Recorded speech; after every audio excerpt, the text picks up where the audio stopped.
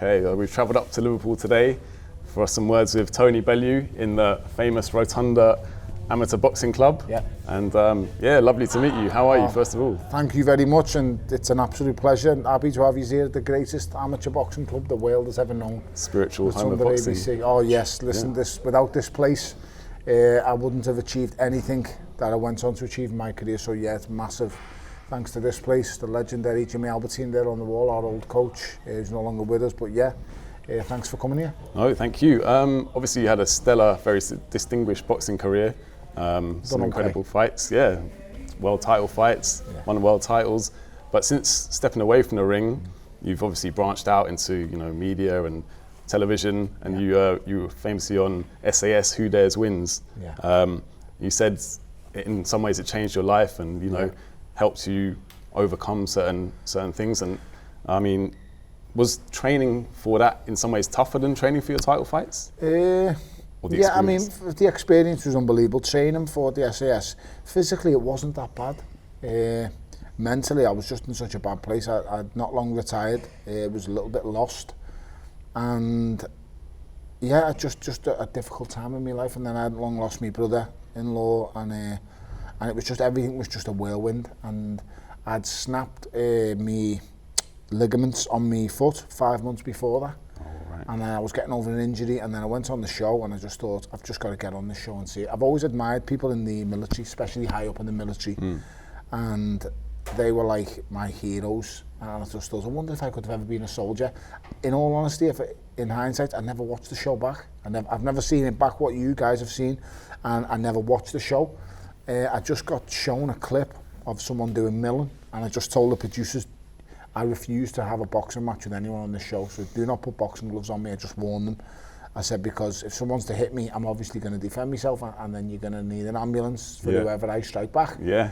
And they said to me and promised you wouldn't, and then obviously they went back on it, and all of a sudden I've turned up, and I didn't actually hit anyone with gloves. All I had done was put my shoulder right through John Fashionu's solar plexus, and that was more than enough for anyone. Yeah, that'll be enough. That'll do it. Yeah, that done the job and done the trick.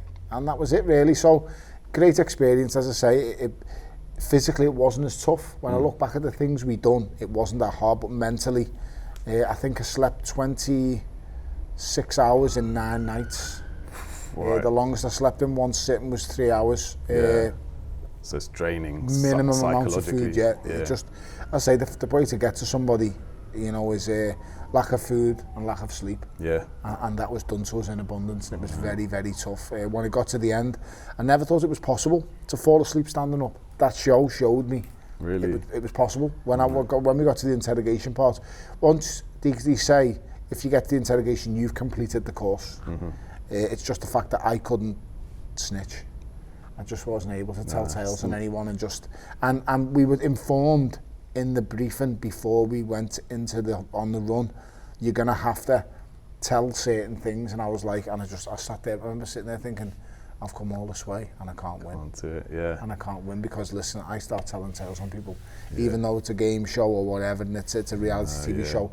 I can't come home. I was going to say, but you kept your integrity. Yes. Liverpool is not a place that you want to be having that kind of reputation. Exactly. But since then, obviously, you turned down I'm a Celebrity, Get Me Out of Here, I think in 2018, is that right? They made contact. So yeah, people made contact, and I wouldn't say turned it down, that would be inappropriate, but didn't meet my criteria, whichever way you want to dress that up. Oh, fair enough. Basically, didn't want to pay me enough. I see.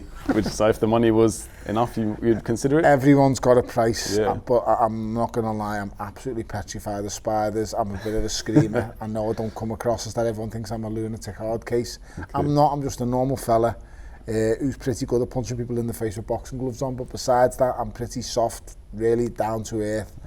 And yeah, I mean, so the thought of a rat coming in. I mean, I always look at, you've seen Home Alone, obviously. Yeah, classic. And you've seen him, and when the spider gets put on Harry's face, on Marv's face. Yeah, the tarantula. The tarantula gets put on, and he screams. Well, that is only a small snippet of what I'm capable of if someone stuck a spider anywhere near me. Right, so it's not for you.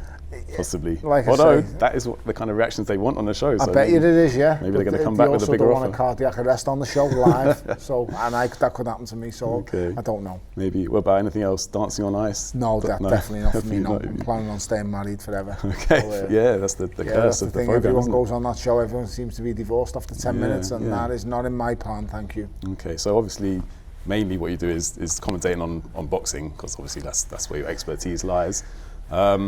Someone you probably know fairly well, Carl Froch. Yes. He's, I don't know if you consider it a shot at you, but did you see what he said about in terms of you commentating on certain people? I haven't seen it yet, but I'll message the Muppet when I see him. I'll tell him. I think he said something along the line. I've only seen it because the question's been put to me. I shouldn't commentate on Friends. Yeah, he thinks maybe you should. It's difficult for you to separate friendship and professionalism. It's not. I mean, I'm pretty unbiased. I mean, I think the one time I have been a little bit biased was when Derek Chisora fought. And even then, I've still put him down as a loser in a fight. I've not ever had him win in the fights I've commentated on. Trying to think. I had him drawing against Kubrat Pulev, and he actually got the win. Yeah, he won it later on, didn't he? Yeah, he won it. Yeah. He got the decision that night. Other fights I've had him behind, and I've had him losing in certain fights. So I don't know, but Carl will say anything these days that's going to attract attention. Do you think he's a bit of a hypocrite for that? Because he does surely he must do the similar kind of thing as he commentates. Well, I mean, he is a bit of a fine one to talk there, because he basically has Lee Wood winning every single time he gets in the ring. I mean, he's got him 120, 108, and the fight hasn't even started yet. So, but listen, Carl's me mate. I love Carl Froch. Me and Carl have sparred hundreds and hundreds of rounds together, and we go way, way back, so he'll feel a lot more comfortable giving me a bit of stick. It's all tongue-in-cheek with Carl, but I'll ask him to repeat it when I see him. And I'll see how brave he gets. Valid. There you've shared a ring with Alexander Usyk. Unfortunately, well, you put in a very stellar performance that night. But I mean, he is obviously a top tier boxer, right? Yes. There's no disputing about that. But what next for him now? Where does he go from this? I think for Alexander Usyk now, he just wants that unification fight. He just wants that WBC title. He wants to win the unified undisputed heavyweight title, and then I think he just wants to go away. Yeah. I don't think you'll see him again. I just think he'll ride off into the sunset. Yeah. And so he should. He deserves to. He's been absolutely amazing. European champion, world amateur champion, Olympic gold medalist, undisputed unified cruiserweight champion, unified heavyweight champion. I mean, he's just... What's left to do after that? Of course, there is nowhere left to go. Ticked all the boxes. If he beats Tyson Fury, which he is capable of doing, then he'll just probably go down as one of the greats. I mean, you can't call him the greatest of all time, but he is definitely in the conversation. If he goes undefeated and he defeats Tyson Fury, he is in the conversation as possibly one of the greatest heavier fighters ever. Yeah, he's up there. This coming weekend, Chris Eubank Jr. is back in the ring against Liam Smith. We've seen a different kind of approach from Eubank Jr. this time. No gimmicks, no shades, just straight talking. Obviously, he's bringing the alleged elbow back into the narrative. How do you see the rematch going, and do you think Eubank Jr. is going to turn it around this time? Yeah, I just think it's repeat. I think Liam's too clever, too strong, just a better boxer. Chris Eubank Jr. has never been rated, well, I shouldn't say never been rated, he's never been a good boxer. Chris Eubank Jr. is a really good, strong, front-footed fighter. He likes to get up close, mix it inside, and he throws really good shots. Now, for some reason unbeknown to myself, he's tried to morph into Roy Jones Jr.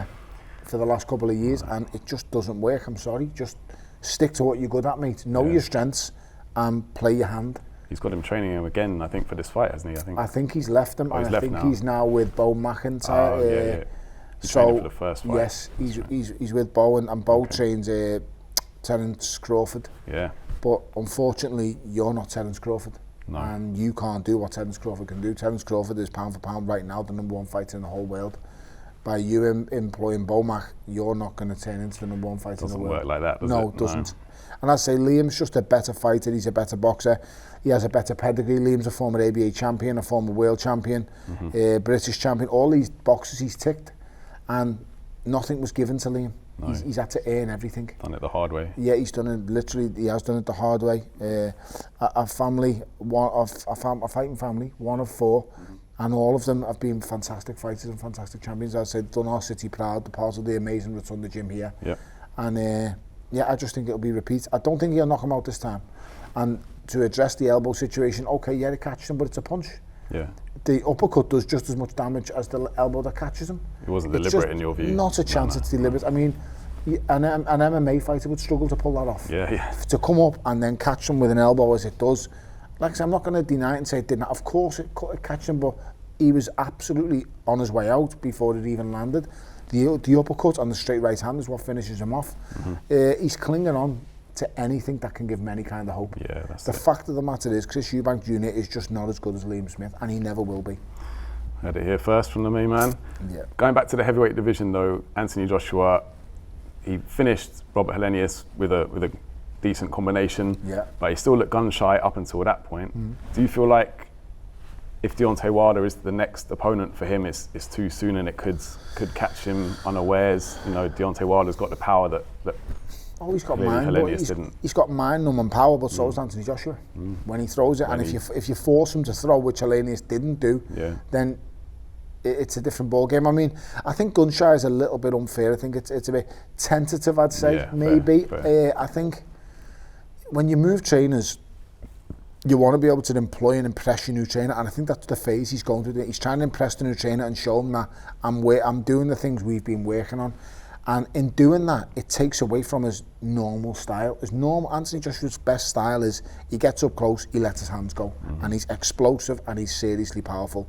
But as he's been morphing through these different trainers and different methods and techniques, he's trying to change some things. Now, in an ideal world, I would just like him to get back to what Josh does best, and that's just get on your chest and throw punches. But what happens to fighters is we lose and we get stopped, and it makes us vulnerable and it makes us wary, and sometimes we overthink things. And I think that's the phase he's going through at the minute. He knows now he's vulnerable. It's not, if Anthony Joshua would have faced Robert Helenius after he fought Dillon White or after he fought Charles Martin, that fight would have been over in 2 rounds. Right. And he would have wiped him out. But the fact of the fights have had an effect on him, and it's not a bad thing sometimes to let you know you're vulnerable. I've been through it myself. Is a good thing, but it also then doesn't feed into the narrative of what the actual crowd wants and what everyone's turning up to see, because people turn up to see Anthony Joshua because they want to see a knockout. Top and bottom of people turn up to see any heavyweight because he's going to knock someone out. Whereas Joshua got the knockout against Helenius, but it was dragged out a little bit. He chose to box a little bit more. It was I wouldn't say safety first, but it was a cautious approach. And he was right to have a cautious approach, because why would you just walk in and give a guy on a week's notice the chance to knock you out? If you can break someone down systematically and punish them and brutalise them and then finish them off when they're absolutely at the edge of the seat, then I'd do that every time. Lennox Lewis was the master at it. And Lennox, if you want to compare to Lennox, and which Josh will absolutely hate, by the way, but knowing Lennox and studying him for all these years, when Lennox was first on the scene, Lennox was a wrecking machine. He was a wrecking ball. He was just flying through fighters. And then the mishap comes with Oliver McCall, and the setback comes, and he goes to Emmanuel Stewart and he changes his style. And then he starts to systematically break fighters down. He uses the jab to such a good effect. Now, this used to send the late greatest coach ever, in my opinion, Emmanuel Stewart, that used to send Stewart insane. Really? It used to infuriate him. Like when Lennox was in camp, he'd play chess all the time. Emmanuel Stewart hated him playing chess. But a boxing match is chess. It is a chess match. It's the moves you put in place. You've got to be 3, 4, 5 moves ahead. Sometimes you've got to be thinking about, I'm going to get rid of this guy in the 4th round, not the 1st round, because he's still dangerous in the first 3. So after 4 rounds, he might be a little bit more gassed. And Anthony Joshua's going through that process now, in my opinion. He's breaking fights down. He's using his jab. We've seen it, as I say, earlier on in the career when he was undefeated against Joseph Parker, when he chose to just box his way through the fight with a jab, use it and not exasperate too much energy. But now I think he's at the stage of he knows what he's got. I think we'll see the best of him against Wilder, because Wilder will just come out, and there's Deontay Wilder only knows one way. And that is just to put it on you. Joshua's never really faced someone that's going to come at him as much as Wilder probably will. But like you say, Joshua's evolving. Maybe he's going to show us something else in that fight. I think in that fight, he can't. Listen, he's just going to have to let his hands go. It's going to go. Because Deontay Wilder is not going to come at you and just try and box. No. He looks like he's trying to refine his style a little bit at the minute with the trainer that he's got in place. But so it could be an incredible fight. Listen, I just think it'll be a shootout. Whoever lands first, I'm not going to lie. I hope it's Josh, but Deontay Wilder is the biggest punching heavyweight of his era. There's no two ways about that. I don't question that at all. I don't think he's the biggest puncher ever. I think that still lies with the great George Foreman. But for where he's going and what he's doing, Deontay Wilder is seriously powerful. But make no mistake, you know, you can flip that coin up. There is not one side to a coin, there's two sides to that coin. Deontay Wilder could quite simply and very easily just walk onto a right hand from Anthony Joshua. Yeah. Anthony Joshua is without doubt, I'd say, the second biggest punching heavyweight in the world. With a single shot. He's that powerful, and I think he's got it in his capabilities to take Wilder out as well. I just think he might be the one who is a little bit apprehensive in this fight. Yeah, you can imagine. Wilder is he does what it says on the tin. He's wild. He just lets his hands go and he does not care what's coming back. We just have to hope that the fight gets made, really, don't we? It'll get made. You think it will get made? There's too much money at stake for it not to get made. But at the same time, I'm hearing all kinds of different rumours and talks have staggered, talks have stopped at the minute now. They're looking more towards Fury and AJ instead of AJ and Wilder. But I know for a fact Joshua and Wilder will face each other at some point, and I'd absolutely think it'd be unbelievable to have. Maybe I've one in Saudi Arabia, but the talk of another fight going to Africa would just be absolutely amazing. That would be, yeah. You can imagine. I mean, it would just be like Rumble George in the Jungle Foreman Part 2, and you know Muhammad Ali all over against Zaire. And I would love to go and attend and see something like that. Let's hope it happens. But speaking of Helenius, I think he subsequently has failed a drugs test. He has. It's happening all too frequently, really, if you see in recent times. Why do you think it's happening, and what can be done to kind of prevent this? Is there anything really? The first thing that you've got to do is address anyone who's on performance-enhancing drugs. You fail a drug test for steroids and performance-enhancing drugs, it should just be a straight lifetime ban, in my opinion, and I stick to that strongly. I do think there should be some, not leniency, that's the wrong word, I do think they should be very careful when someone's failing for an over-the-counter substance or a substance that doesn't have any effect on a fighter to improve his performance in the ring, then that needs to be looked at and addressed and assessed. But for me, I can't understand how these fighters are doing it and getting away with it. It's disgusting. I blame the sanctioning bodies, I blame the governing bodies, I blame the boxing board, I blame them all. Because you're not just making an example of one. The perfect, in all the years I've seen of these fails, I think the perfect one and time to do it would have been Jarrell Miller against Anthony Joshua, because this fella was on anything and everything. I mean, he was the walking Hulk. He was just, he was on EPA. He had so many different things in his system. And it's almost like he just didn't care. It was just like, and it was just so blatantly out there, and I was just like, wow, like that's dangerous. And then he was back in the ring last weekend, wasn't he? It's disgusting. And then there was I had another friend called Larry Ollenbamu. Now, I got on great with Larry. I don't speak to Larry no more because I just didn't like what he was doing. And the last time we spoke, he was like, Tony, you don't understand how many's on it. Really?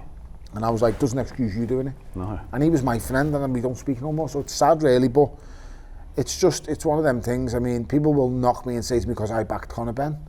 But I would have put my house and life on it. There's not a chance Conor Benn being taking performance-enhancing drugs.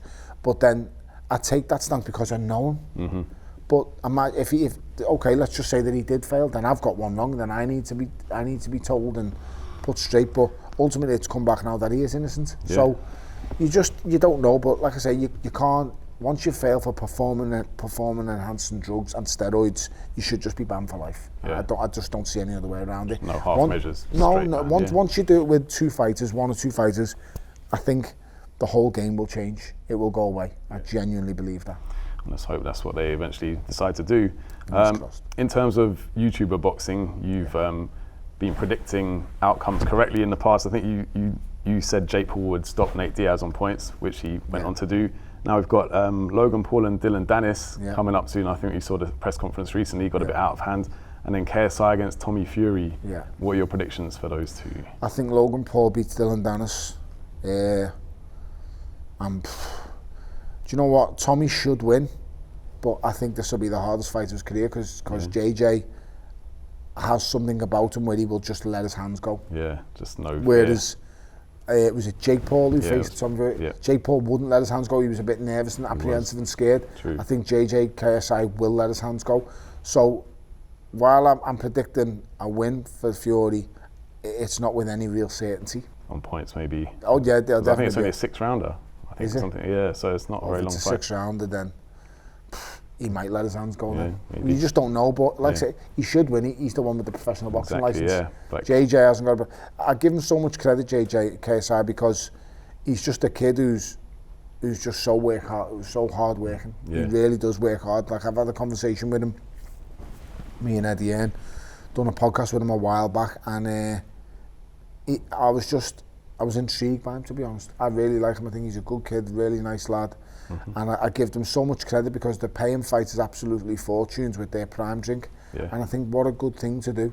They're not just advertising in boxing and putting the name out there, they're giving back to the actual fighters, and I can't credit them enough. So I give them all the credit in the world, and that silly prime drink cost me a fortune because all I do is go out there buying it for me silly kids. So, they're on it, are they? Yeah. Oh yeah, they're all on that prime, mate. I'm not, but they are. They and love it cost me an absolute fortune. Incredibly well marketed, like the way they restricted supply to start with, built the price up, and then it's fantastic. Less is more, and that's how they done it. And they absolutely put a stranglehold on the market, and now they've done absolutely fantastic. So good on them. Good on them. I don't know if you've been following Dillon Danis' kind of trolling of Logan Paul. Have you seen any of that on Twitter? I've seen a little bit bringing his miss into it. Way too far. It's out of order. Way too far. I mean, listen, I'm not going to lie, mate. If someone insults my wife, it wouldn't make it to the boxing ring. Right.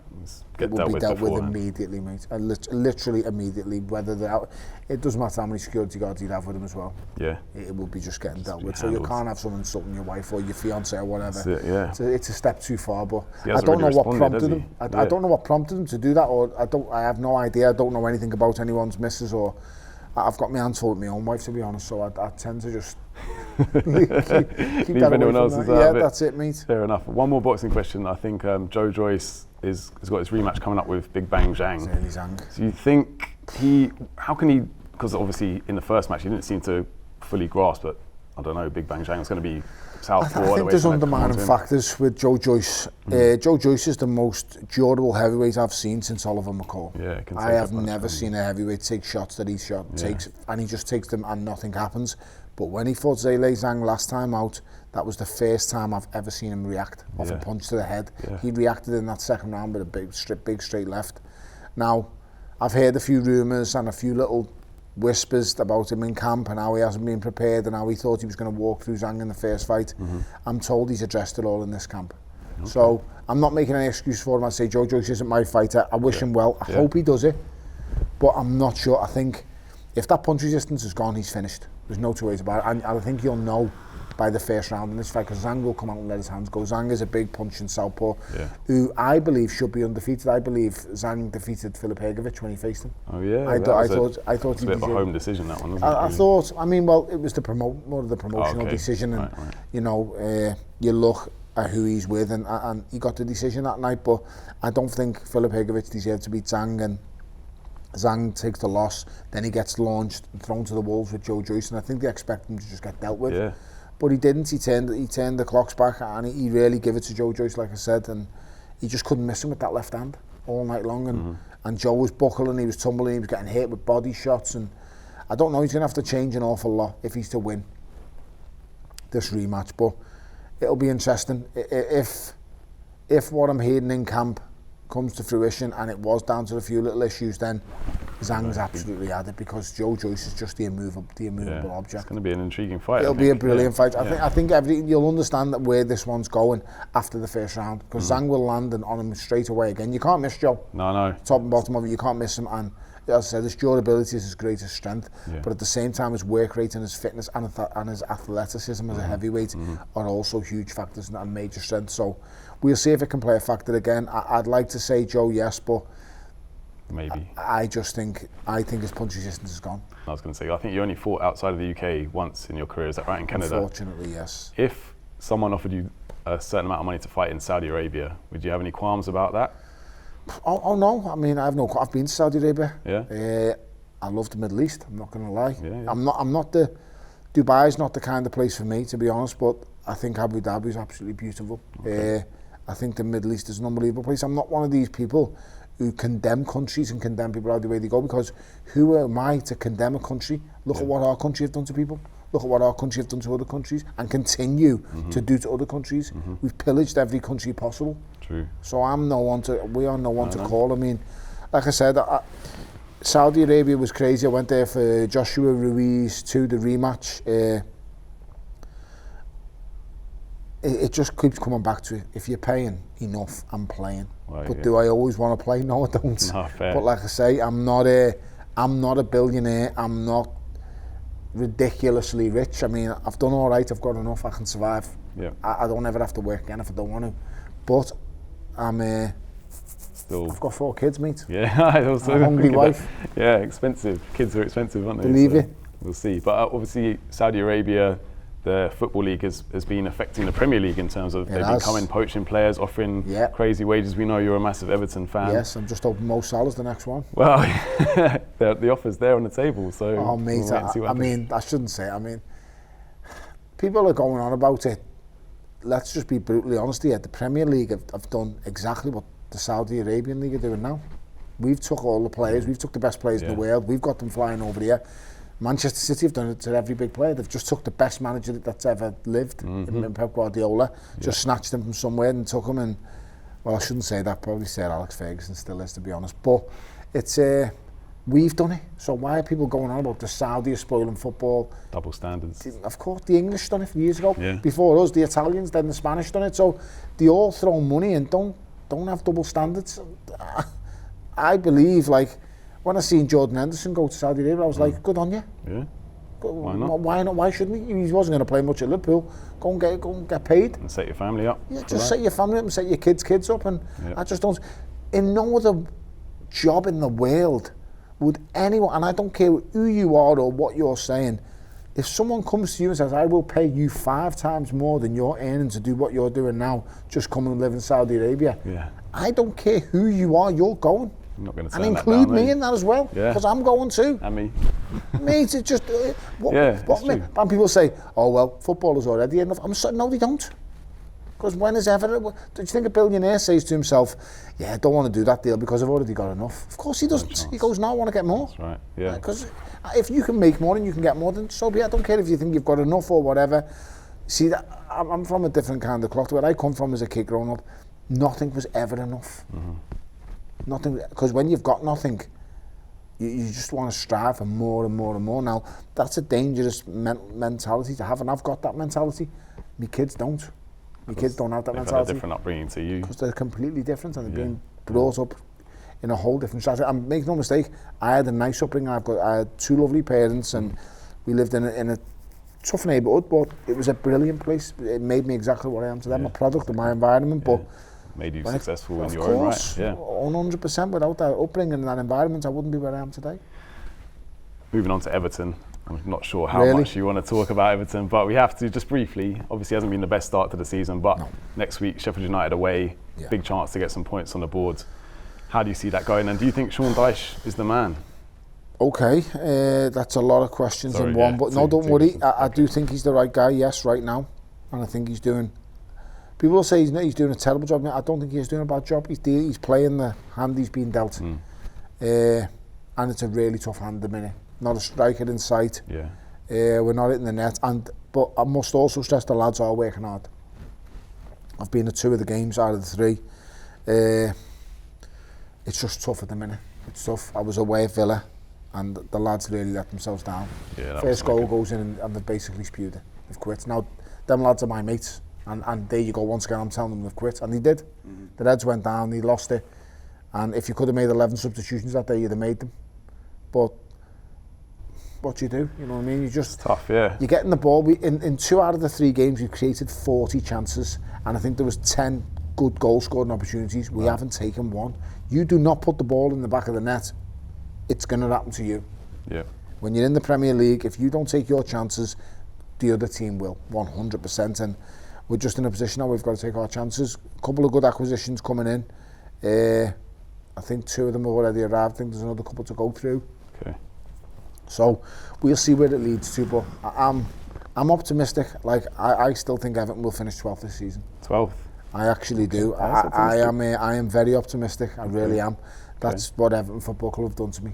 Well, that would be good ahead of the new stadium next season. That would be fantastic. Yeah. Well, it's not going to be ready next season, but they're saying it could be ready for next Christmas. Okay. So not this Christmas, the following Christmas. Right. Now, are they going to be willing to move into a stadium halfway through the season? Well, I'll guarantee one thing: they're not going to leave a stadium that's done, empty for 6 months if they can get into it. So, but then I just don't know the predicaments it would leave with season ticket holders now, with New Zealand. I just don't know. So logistically difficult. Logistically very, very difficult. But ultimately, I just think we'll be all right. I think Sean Dyche is a really good manager. I think his backroom staff are very good. I think the club's foundations are very good. I mean, we've got issues with the owner. That's going to be my next question. Yeah, how do the fans feeling about the investment that was going to come in, and then I can't knock what Fahad Mashiri's put in.